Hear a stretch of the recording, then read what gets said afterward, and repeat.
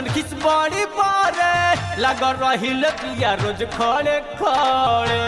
कहा बताइए राजा ऐसन चला कभी बनाऊ ऐसन खिस बड़ी पारे लग रही पिया रोज खड़े खड़े सारी दहिया के मैया बनौले बानी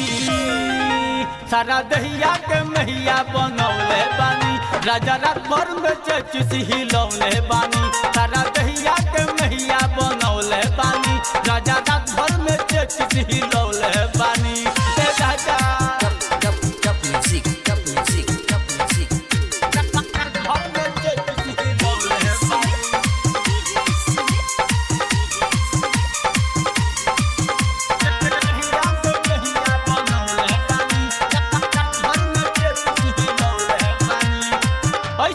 करम तो मन का बड़ाई रहुए बताई हम नहिरा कैसे जाई राजा बताई ना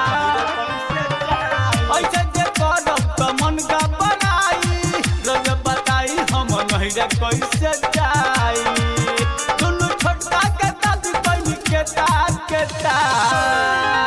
सारा दहिया के मैया बनौले बानी राजा रात भर में चचिस हिलौले बानी सारा दहिया के मैया बनौले बानी राजा रात भर में चचिस हिलौले बानी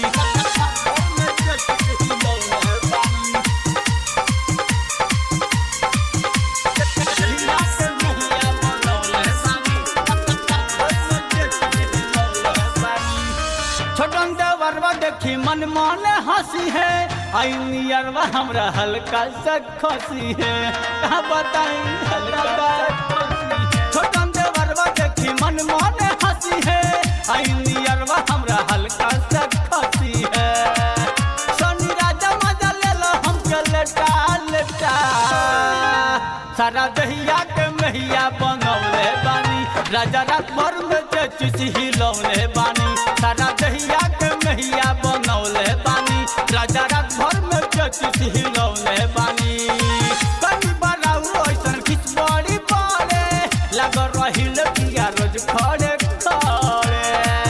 जब कमर से कमर मुचकौले बानी